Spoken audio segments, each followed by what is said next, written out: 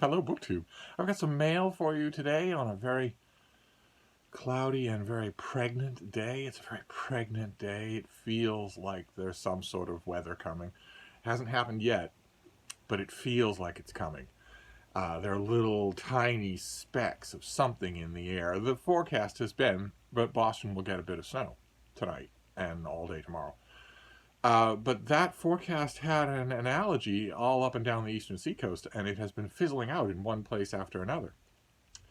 In the general Washington area, then next in New York, where there was a little flurries, but nothing. The forecasts up until just this morning were predicting 6 to 8 inches in Boston. And that same storm has been disappointing all up the seacoast. So it could very well be that although it does happen, something's definitely going to happen. It won't amount to much. We'll see. I'm ready. I'm stocked up on books. And of course, Boston has no complaints when it comes to weather. No complaints whatsoever, especially since my beloved Texas is in the news for weather. This weird weather pattern, it's Arctic cold, just swept all the way down the gigantic broad swath of the middle of the United States to the southern parts of Texas. Not only plunging them into sub-zero temperatures that they are simply not prepared for, but also dumping snow on them. And as a result, it's a national scandal. Texas was simply not ready for this. And I had been fairly active on Twitter in this regard, not only because it's fascinating to watch. This is one of the times when Twitter is genuinely interesting, even from a historical point of view, because you get to watch the story unfold. One scandalous little footnote to the story involves a senator from Texas. The senator that Texans chose over Beto O'Rourke, who has been ceaselessly working the phone lines to get help to people as a private citizen. The person that Texans chose over him was Ted Cruz, one of the most hated people in the last 100 years in American politics. Even his own family hates him. Everyone hates him, especially when he starts to talk and he puts on that good old-fashioned voice like, I am always the basic bedrock kind of guy, and I never do anything wrong. And people just misunderstand me, because in this old corrupt world of ours, people don't understand. And aw shucks, perfect person like me. That senator took a vacation to Cancun, a country he regularly vilifies, a nation he regularly vilifies.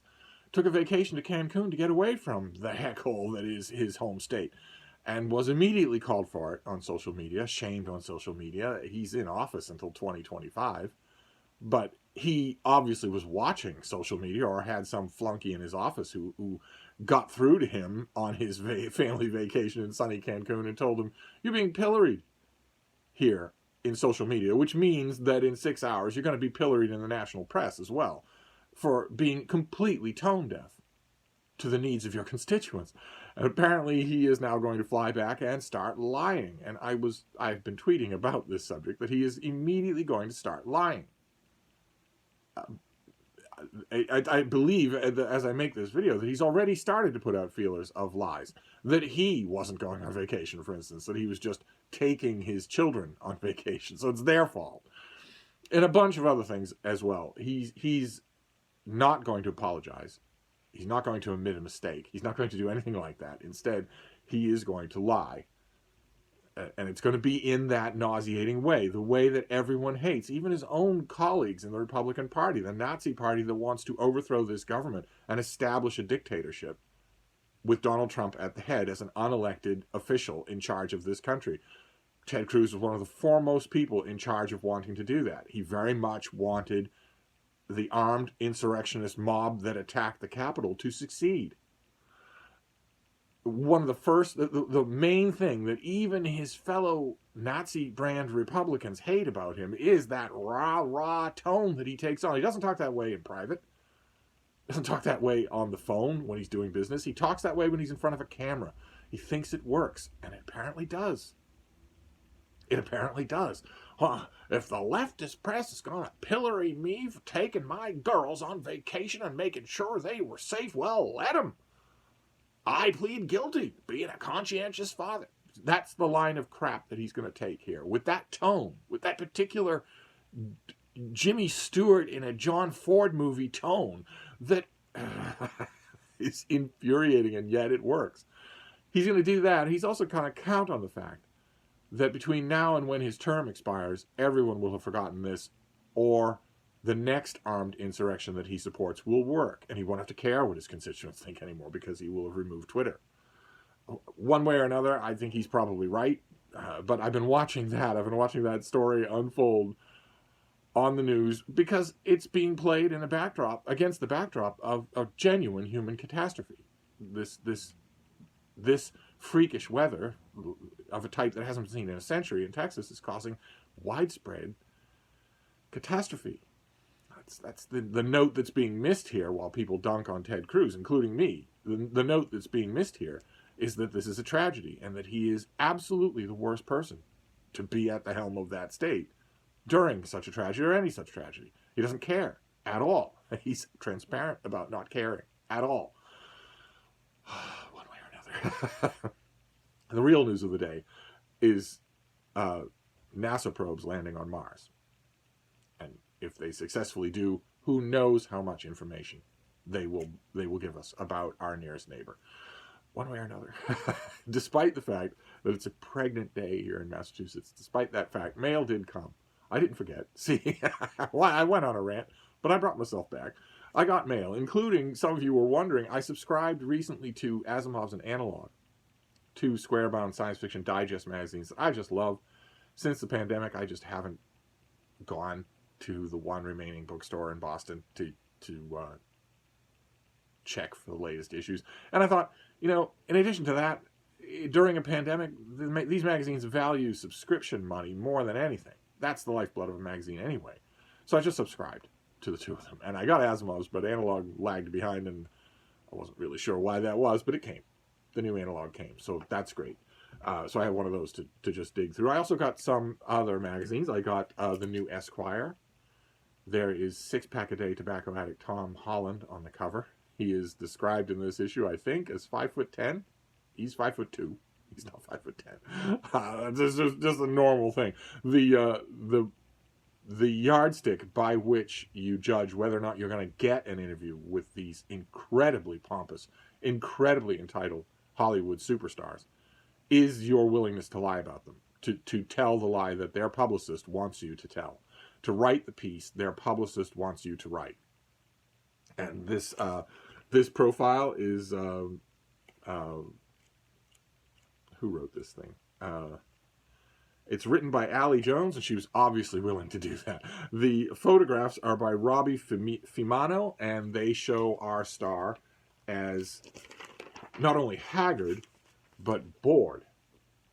I'm really kind of bored. I'm really kind of irritated at this fawning profile. Let's see. Can you smile for us, Tom? Not really. Not really. I'm really kind of bored and irritated that my publicist is making me do this.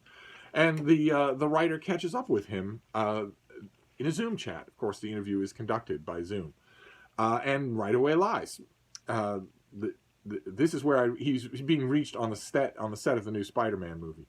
This is where I reach him by Zoom in mid-December. He's decorated his trailer college dorm style and for the season. Lots of multicolored tinsel and twinkling lights tacked up haphazardly. His entourage, which is exactly what he would not call it, because you have to characterize him as exactly what he appears on screen in the Marvel Cinematic Universe movies. A wide-eyed kind of kid who's very quiet and respectful and earnest to everybody and who's not an asshole. You absolutely have to characterize him that way. So he absolutely would not call it an entourage. He's hanging around, including his hair and makeup artist, his dialect coach, his costumer, and one of his brothers, Harry, who's 22. He is my assistant, I guess. This is Tom Holland speaking, lying. But he's my brother, and he's here as a companion, and he helps me prep everything I've got going on. The gang has been playing Christmas music to keep spirits up, and Holland reveals that his favorite song in the genre is Mistletoe by Justin Bieber. And the Zoom chat profile rolls right on from there without alluding to the fact that, the entourage is the last thing he would call it. And of course, his brother's there, but I guess he's an assistant. But he's really just my brother. But if you, as Tom Holland, are sitting in a chair with all these people around you, and you suddenly say, Everybody shut up. Stop talking, even if you're having a conversation between two people. I'm not involved. I want total silence in this room right now. Everyone will be quiet. Everyone will quiet down. Even his 22-year-old brother. Because they're all completely financially dependent on him, and he'll fire them in an instant if they don't obey him like he was a feudal lord.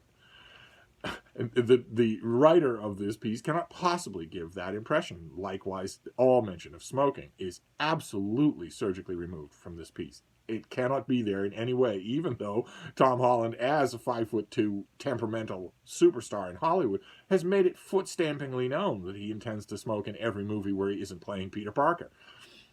And that applies to a movie that is a large subject of this profile, Cherry, in which he plays a drug-addicted army vet who falls into robbery. And it's based on a debut novel by that same name, by Nico Walker, who did the things described in the novel and went to jail for them, and wrote the novel in jail. I got a copy of Cherry, and I read it. I thought it was extremely effective, but at one point in the author's acknowledgement section, he mentions that the book absolutely could not have been written in its current form without help from his agent. And I read that between the lines, maybe over cynically. I read that as maybe that, that maybe a drug-addicted ex-army grunt who's in jail for armed robbery couldn't write a novel this effective. Looking back, I think that, I don't know why I would have thought that, since, creative talent can spring up anywhere, under any circumstances. You don't know where it is. You certainly can't tell where it won't happen. And the reason I bring it up is because, my review was generally positive. But the author noticed that line in my review and got in touch with me and mentioned that was extremely irritating, that to take away everything else is bad enough, but to take away, to insinuate that this book isn't entirely his was just even worse. And I kind of agreed. And we corresponded back and forth until things were just fine between us. I kind of respected that. I believe the author has done his time in prison, so he will, I believe, be able to enjoy the success of this movie as a free man, and that's fantastic. Here's hoping that he writes other novels and that they're as effective as his first novel was. I wish that he gets a little quote in this profile. I wish that he'd gotten more, but time had to be given over to our bored Lollapalooza star. Can you smile for these pictures, Tom? No, not really. No, not really. I'm actually kind of bored and angry. I'd rather be doing whatever it is that I'm doing, whatever it is that I do, rather than stand around for a fawning profile in Esquire magazine that's going to go out to 150,000 people. But it wasn't all annoyance. It wasn't all annoyance. I also got the New Republic, which has, political writing at the front, but it also has lots and lots of book coverage, including a long review of Barack Obama's new book that I thought was very, very good, very interesting. Also a long review of Pankaj Mishra's new book that I thought was very good. Unfortunately, it wasn't all roses. There was also a review of that new Stan Lee biography. The review is by Gillian Steinhauer of Abraham Reisman's book, True Believer, The Rise and Fall of Stan Lee. We saw another review in the New Yorker, I believe it was, of this book, in which I said that the main problem was that the author didn't know anything about comics and thought they were contemptible, that the author was a comic book snob. And that maybe it's a good idea that you might want to get someone who isn't in the weeds with comics to review this book. Otherwise, the review might end up being all super fan detail. This particular reviewer also doesn't know anything about comics, but she has bigger fish to fry. She's not looking down at comics. She's looking down at everything, at America, at the idea of heroism. She doesn't just think that comic books are kind of dumb. She thinks all the things they reflect are kind of dumb as well, and manages to keep that in control. She flirts a little bit with the idea that Stan Lee didn't create any of the things that he created, but she doesn't dwell on it much. And then she gives us her big rousing finale, her big final 2 paragraphs. Stan Lee might have done groundbreaking work. Might have. Maybe he did. But his personal version of heroism was, at heart, old-fashioned, which means it has to be wrong, right? He envisioned himself as an icon who, by his own doing, redeemed some small part of the world. He believed not just in his own myth, but that of America, a place filled with well-intentioned, bootstrapping individuals who shape their own destinies. And the superhero genre, even Stan Lee's version of it, propagates this national narrative With its focus on strong men, its simplistic visions of good versus evil, that good is good and that evil must be fought, is mainly the simplistic vision that's being referred to here, and its glorification of justifiable violence. Reisman, the biographer here, dissected the problem in a review of the TV series The Boys that he wrote for New York Magazine. Quote, "The core pantheon of superheroes have always ended up upholding the status quo, and we are finally waking up to the fact that the status quo is morally indefensible." Close quote. Then our reviewer continues, "While I take issue with his we, many people have long known the truth, and she doesn't just take issue with that, she wants an apology, and she might get him canceled anyway, even if he does apologize. The past 4 years have certainly driven home how much of the American dream is in fact a delusion. It's one that Lee not only bought into, but helped shape, seemingly without regret." So, True Believer is zip for 2 as far as reviews go for Steve. Maybe I'll just have to review it myself to give it the kind of review that I think it deserves. It's a very good biography, but if your review of a biography of Stan Lee is going to say that he didn't do any of the creative work that he obviously did and can be proven to have done, now neither of those do say that explicitly, then you've written a bad review. If your review of this book is going to maybe sort of offhandedly give him credit for all the stuff that he created, but drizzle condescension all over the genre in which he did it, comic books, then you're not writing a good review. A good review here meaning regardless of whether or not you liked or disliked the book. And if your review is maybe offhandedly giving him credit for all the things that he demonstrably created, and maybe you're offhandedly mentioning that there is a kind of heroism that he's championing, although it's old-fashioned, and then you finish up your review by saying, yeah, he may have reflected a kind of old-fashioned view of American heroism, but America's a hellhole that's never had anything good about it at all, and, an old-fashioned idea of good versus evil is so stupid. Then you're also writing a bad review. Because what's the reader of the review supposed to do? I want to know if the book's any good. And you're telling me, well, I have a few passing comments about the book. What I really want to tell you is that America is the worst country that's ever existed in the whole world, in the whole history of the world. That America is the worst, most evil country, just systematically, that's ever existed in the history of the world. And, you can tell that by its oppressions. It oppresses minorities. It oppresses women. You have a review in the New Republic.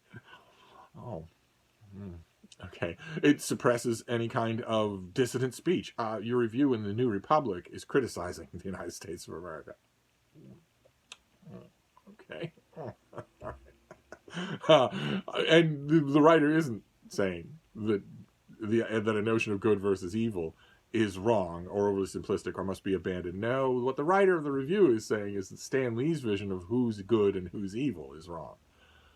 And justifiable violence? Justifiable violence from someone who certainly subscribes to the progressive stack pyramid that has words as justifiable violence? No. Anyway, we're 0 for 2 with reviews of this book. I will keep looking. Maybe I'll have to go to the comic book press to get an actual knowledgeable, good review of this book. Maybe I will. But in the meantime, we have a little mail. Packages in the mail. Including this first one, which is in an unconventional packaging. It's an unconventional packaging which makes me think that one of you got me a present, which you are strictly forbidden to do. You're strictly forbidden to send me something. Yes, we look at that. Yes, indeed. Okay, is there a note in here? Did one of you just have this sent to me? There is no note. All right, one of you sent me a present. Oh, you... This has to stop. Rule number 1 has no respect anymore at all. You're not supposed to send me books. But somebody sent me a book, and it's a UK mass market, so we're going to examine it. It's by Stephen Baxter, and it's called Behemoth. Stephen Baxter's novel Behemoth. I know nothing about this. I certainly don't already have a copy. They have measured the slow pulse of the seasons as the earth spins its stately annual dance. Their memories stretch back across the million-year cycle of the ice sheets. Their stories tell of the making of the world, and as the millennia have passed, their legends have served them well. 1,000 years from now, on a different world, those legends will be the difference between life and death, between extinction and a future as long as the past.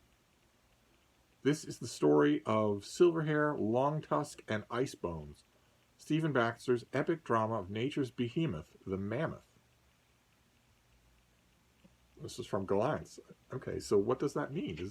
Is the author describing that mammoths were actually sentient, that they weren't elephants, they weren't of the family of Loxodontia, that they were something else? Okay, I admit I'm fascinated. All right, I admit I'm fascinated, so I will give it a try. I don't know who sent it. I thank you, whoever it was who ordered it and sent it to me. I thank you. I appreciate it. We're still going to have a long talk about rule number 1, but in the meantime, we'll move right on. These other 2 packages look conventional. They are probably from publishers.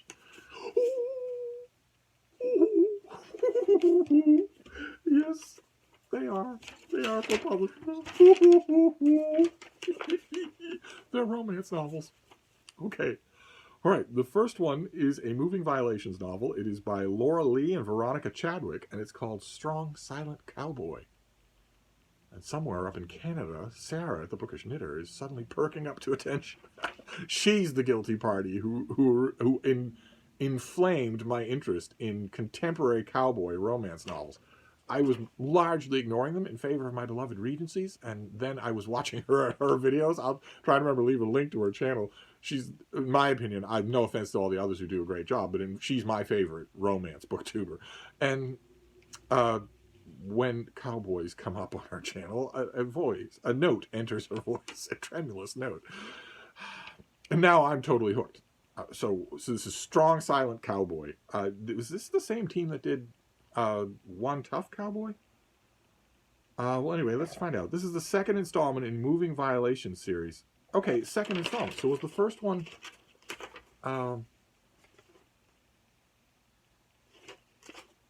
was the first one One Tough Cowboy? I have to check and see. I must have it.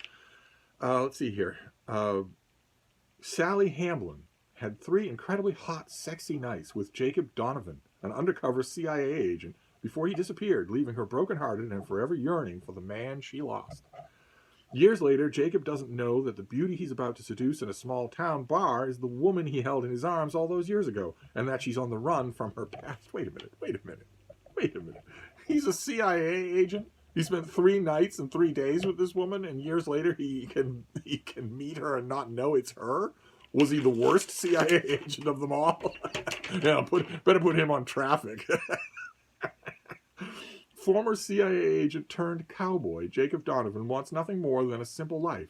Just the ranch and occasionally someone warm and sweet in his bed.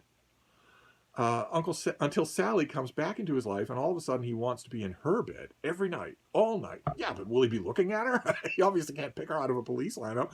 This is a convention of romance novels, and especially mystery novels, that drives me nuts. It absolutely drives me nuts. Unless Sally has been in a house fire and had radical reconstructive surgery, he would still be able to identify her in about 5 seconds. When he discovers that her life is in danger, he swears he'll protect her. Even when secrets are revealed that threaten everything between them, he will lay everything on the line to keep her in his arms. Okay, but I want to know what... Okay, all right. The only other book that Veronica Chadwick has co-written with Laura Lee is One Tough Cowboy. So that has to be the earlier one in this series. So did I give you any useful information while I was squeeing? This comes out in the first week of March. That is one of the 2 romances, and the other romance that I got is, it looks like, one of my beloved Regencies. Oh my, how wonderful. All right, this is also comes out in early March. This is by Kerrigan Byrne, who I love. She is fantastic, and this is The Devil in Her Bed. You can tell that it's a modern Regency romance because the cover is unbelievably suggestive.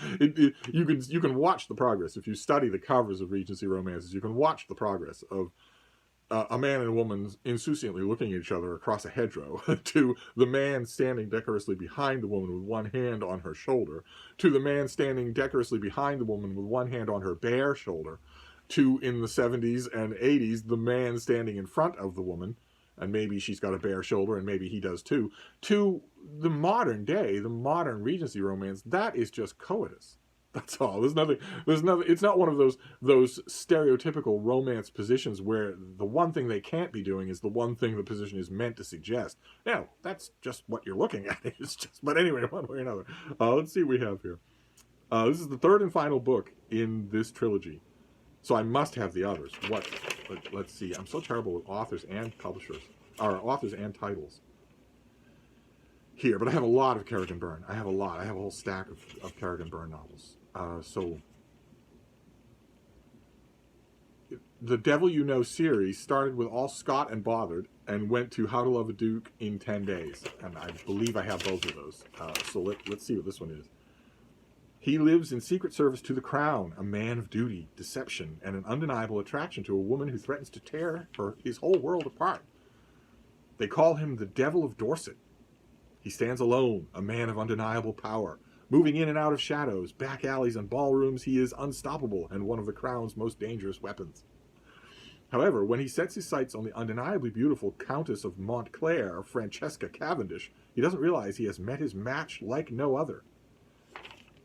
And what about Francesca? She is a countess by day and stalks her prey, those responsible for the death of her family, by night.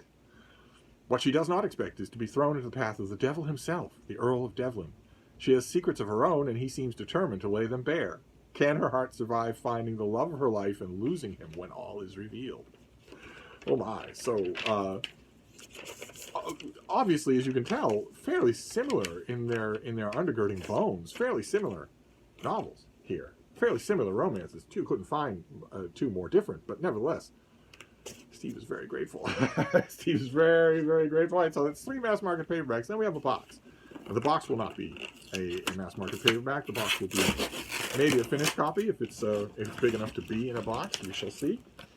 There are a whole bunch of big fat finished copies that I'm looking forward to that are on their way, or maybe a little bit delayed since there's grotesque weather all over the country. So this could be one of them. Let's see what we have here in this box. Okay, it's a finished copy. What is this? Oh, very nice. Okay. All right, this is Sarah J. Maas. A name that needs no introduction on BookTube. This is A Court of Silver Flames by Sarah J. Maas. And it's a big, thick thing, and it's finished copy. This is the latest in a richly imagined series that continues the journey of Fire's fiery sister, Nesta.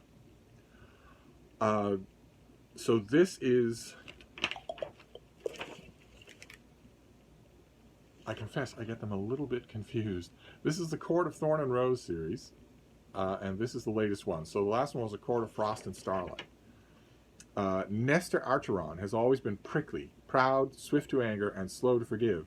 And ever since being forced into the cauldron with a capital C and becoming High Fae against her will, she's struggled to find a place for herself within the strange, deadly world she inhabits. Worse, she can't seem to move past the horrors of the war with Highburn and all she lost in it. So a kind of fantasy novel PTSD. The one person who ignites her temper more than any other is Cassian, the battle-scarred warrior whose position in Rysand and Fire's Night Court keep him constantly in Nesta's orbit. But her temper isn't the only thing Cassian ignites. The fire between them is undeniable and only burns hotter as they are forced into close quarters with each other. Meanwhile, the treacherous human queens who returned to the continent during the last war have forged a dangerous new alliance, threatening the fragile peace that has settled over the realms, and the key to halting them might very well rely on Cassian and Nesta facing their haunting past. Okay, I'm going to have to brush up my memory on the last one. I have been reading this whole series, but I'm going to have to brush up my memory, and I'm not going to have time to do it. Oh no, because this was going on February 16th. This is late getting to me. This is out already in your bookstores. Okay, well, I'm going to have to do it anyway, because I definitely want to read this. So I'll just have to check my notes, check my journal, and maybe see if I can find the other volume. Nice to have this one. That's great. And nice to have a little box for mailing out goodies to other people. So there you go. Rather an odd mail haul. We have A Court of Silver Flames. Needs no introduction. This is a book that is making the rounds on BookTube. We have 2 romances. Strong Silent Cowboy, second book in this series, and The Devil in Her Bed, the third and final book in this series. Probably Kerrigan Byrne is visible behind me at some point or other. She's on this bookcase right here. This bookcase right behind me is all romances, and a lot of her novels. There are like 8 of them listed in this book. A lot of them will be there. And finally, a gift from one of you, Behemoth, which is a collection of 3 Stephen Baxter novels about woolly mammoths. I don't think I've read any of them, so it's a good choice. I'm not sure that I agree with this serial breaking of rule number 1, but nevertheless, I'm always in the mood, and I'm perfectly happy to give it a try and see. So we have fantasy, science fiction, and romance. Great. Fantastic. No biography, no history, but that's all right. There'll be other days. So I'm going to wrap this up. I have the new analog to get to, but I will be back. Thank you, BookTube.